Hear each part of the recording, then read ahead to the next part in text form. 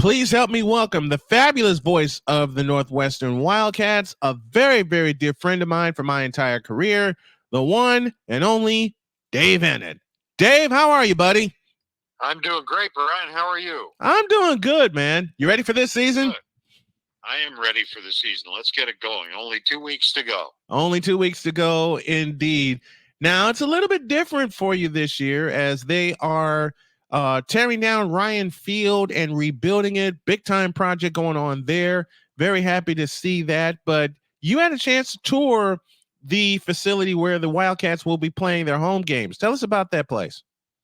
Well, I did. And basically what they've done, they've taken a stadium that was used for their national championship women's lacrosse program and for soccer, and they have extended it and they have added temporary stands on, but not just like a few seats. They've added thousands of seats to it, but still, it's going to be limited.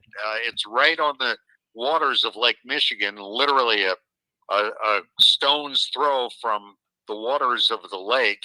It'll seat about 12,000. It's going to be a very intimate and unusual setting for Power Four football, to say the least, because I can't imagine there are too many teams that play in a stadium of that size. But Right. Great sight lines, and it really should be a nice home field advantage for them.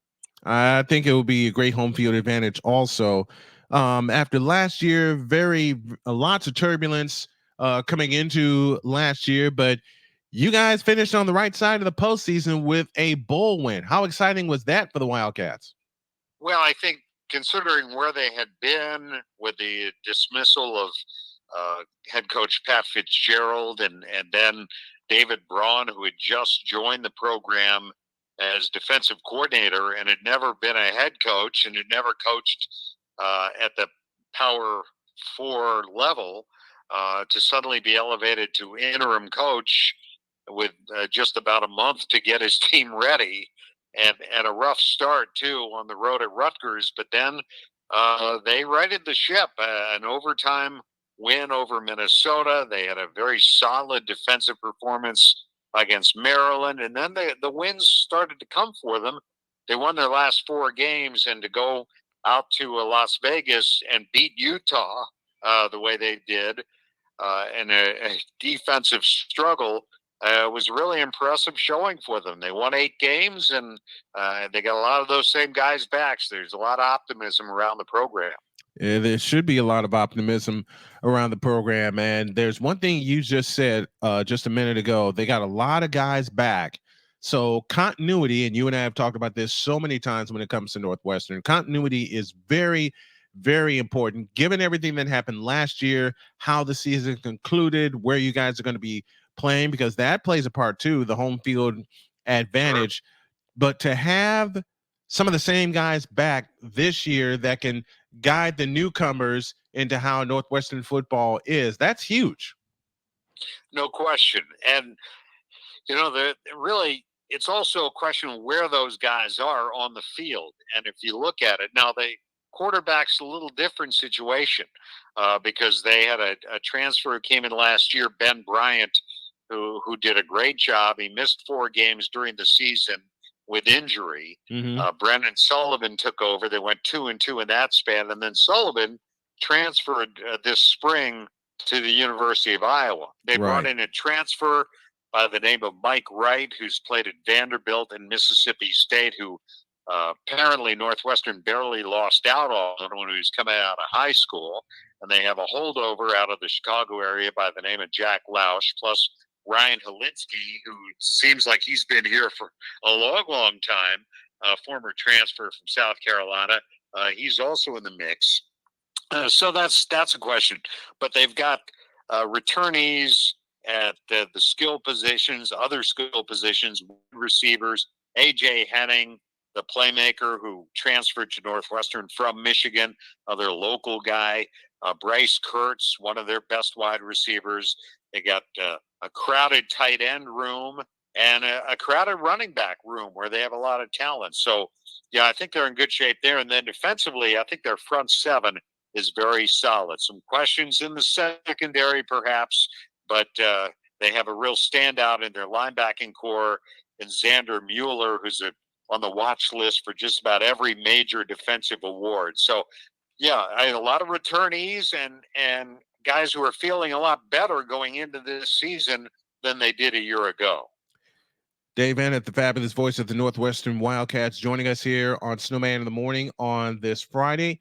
Let's take a look at the Northwestern schedule. And you want every time this happens every time for Northwestern, as long as I've been covering them and watching them. And I told everybody earlier this week, I became a complete fan of Northwestern during that fabulous 1995 year when they went to the Rose Bowl. It seems like every time Northwestern has a bowl season, they decide to throw a big fat bullseye on their back.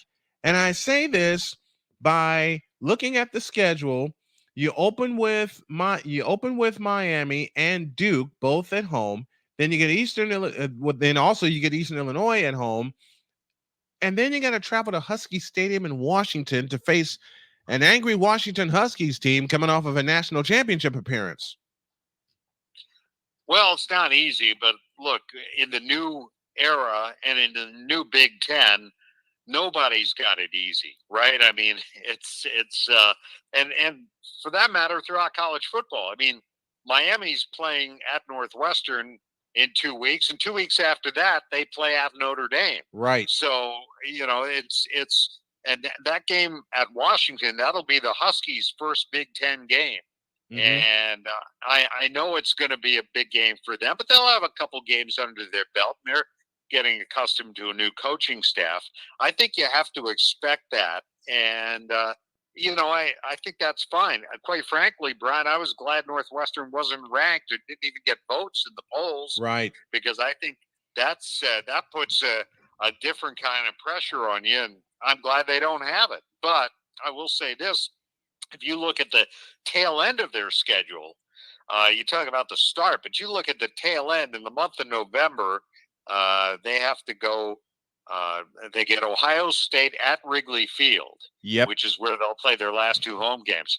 Then they go to Michigan, and then come home and play Illinois. I may not have the date right on that game against Ohio State, but it's Ohio State, Michigan, and then Illinois, with two of those games at Wrigley Field to end the season. And Illinois is a rivalry game for them. So, I mean, that's how it's going to be. They got to go play at Iowa. They got to play at Maryland. Those are going to be tough games. Mm-hmm. That's life in the Big Ten. Yeah, it is life in the Big Ten. You go to Kinnick Stadium to see Iowa, just like you said, and then go to Ross-Ade to see Purdue. And then these two, you get Ohio State at Wrigley Field, you go to Michigan Stadium, then you close at Wrigley Field against Illinois. And you just said it a moment ago, Dave, there is not an easy game in the Big Ten this year. No, there really isn't. And, last year they went into Wisconsin, got a very impressive win over the Badgers up there. And now this year, Wisconsin comes in. And the unique part of that is that game is going to be at newly named Northwestern Medicine Field, their temporary home for the next 2 years. So it'll be not like playing Wisconsin at Camp Randall in front of 70,000 screaming fans. There's going to be a 12,000 person crowd or so at Northwestern Medicine Field for that. So, very different feel to it, I think, for the Wildcats. Very different feel indeed, but a lot of optimism from me and from a lot of other Wildcats fans. And I know they're all listening right now because they were so excited when I announced that I had you scheduled. Dave Eanet, one of my best friends in broadcasting and in life, and the fabulous voice of the Northwestern Wildcats. I will have an ear to your broadcast each and every week, my friend. Go get them. Brian, you're the best. Thanks, as always, for having me on. Dave Eanet, the fabulous voice of the Northwestern Wildcats, joining us here on the Friday edition of Snowman in the Morning. Everything, man, that just makes every struggle for me personally worth it when Dave says, I'm ready to do it. Let's go. You can see and hear this interview as well as any other interview on our new channel, youtube.com/@snowmaninthemorning. That's where all our interviews and our shorts will be housed from this day